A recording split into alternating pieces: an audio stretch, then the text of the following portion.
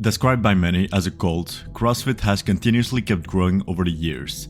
From devoted members, do you know that CrossFit is the only way to work out? To their sense of superiority over others. Actually, come to think of it, people in CrossFit only talk about CrossFit. It is no wonder they are often considered as such. While many focus on how idiotic some exercises look and the elitist nature of CrossFit, I learned there's a much more sinister side to this.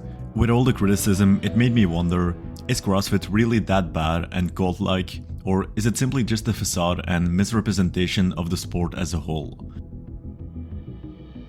By definition, a cult is a group of people venerating and devoted to a specific person, object, or belief. Cults don't always have to be religious, and even with this negative connotation, many groups can be considered as such if they possess a few characteristics. To be considered a cult, you very often have a specific ideology, belief, or vision shared by a small group of people. This group is oftentimes led by a charismatic leader that emotionally and psychologically manipulates its members.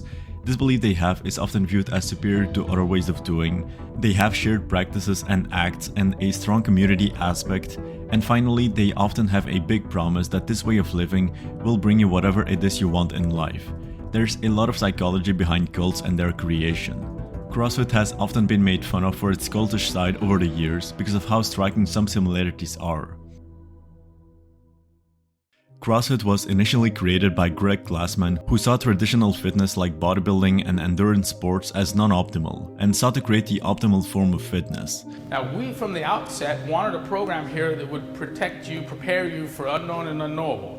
A fitness that would lend itself generally well to any available, any imaginable contingency. It became this rebellious brand going against mainstream fitness, and he sought to create a more functional form of exercise which would be a lot more applicable in real-life scenarios. People have been standing and running and jumping and throwing and punching and pulling and climbing and lifting for millions of years before the first gym opened its doors. We're really doing this shit so we can go outside and survive better. He had the goal to create the world's fittest people. And we said that these workouts will exceed the demands of the world's fittest human beings.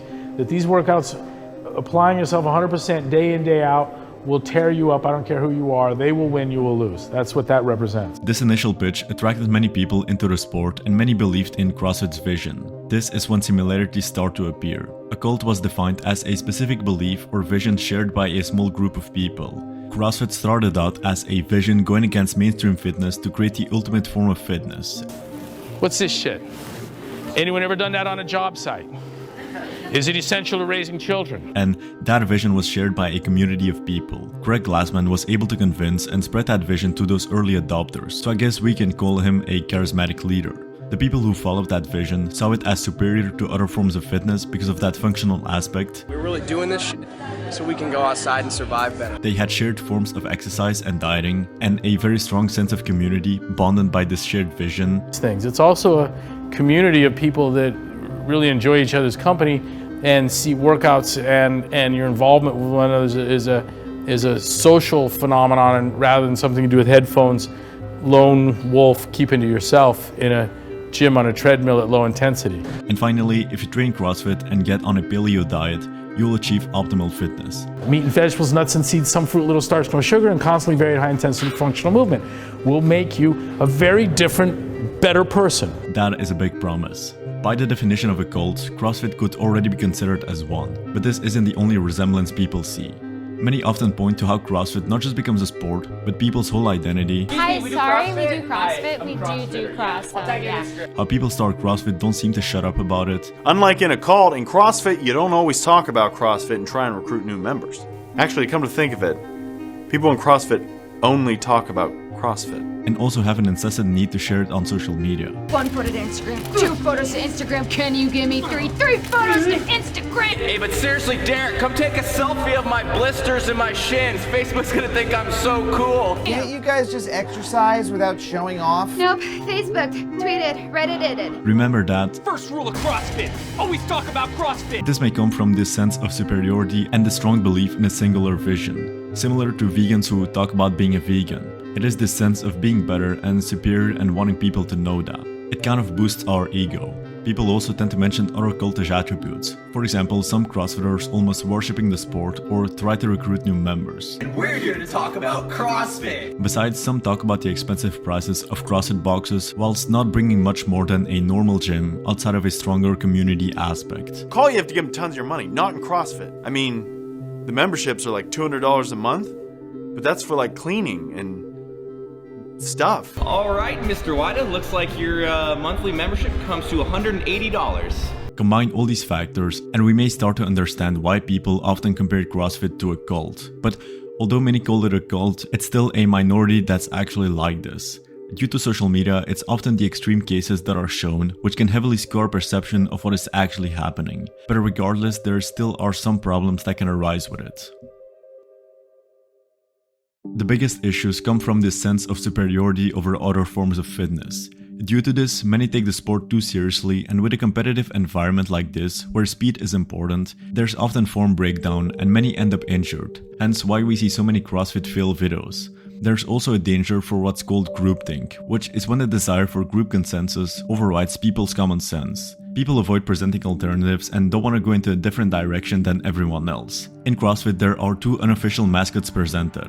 Pukey the Clown, which represents people training so much and so hard that they end up puking, and Uncle Rhabdo, which is when training is taken to such an extreme that muscles break down and get into the bloodstream. This obviously is very dangerous, and due to this groupthink phenomenon and social pressure, CrossFitters are still proudly pushing those two conditions as if it's a trophy for them. Also, CrossFit is simply not ideal for a big portion of the population. We can argue as much as we want about how CrossFit involves more complex movements and that it is a more optimal form of fitness, but that is simply not the case for the majority of the population. This competitive environment is most suited for mostly younger people with an already athletic background. The demographic that would benefit from the sport is quite small and it excludes most of the population. It is this combination of lack of critical thinking and sense of superiority that can make the sport of CrossFit dangerous. Now, regardless of how negative this is, there's still a reality that needs to be accepted by everyone. As I previously said, the reality is that it's only a minority of CrossFit that is cultish, and that makes up for all the stupid looking exercises online. Due to social media, only the more extreme things and the elitist CrossFitters get shown. In reality, CrossFit can be a very good sport for many if it's taken easier and focuses on basic movements, and with a strong community aspect, it can motivate people and doesn't always have to be labeled as a cult. Many don't really care about putting on as much muscle as possible, and everyone's goals are different. The criticism about CrossFit is still accurate, but as long as people find a good gym, don't take it to an extreme and find value in the community and training styles, I think that is a great thing. If it gets people moving, become healthier without injury, and can do it long term, that is all that really matters.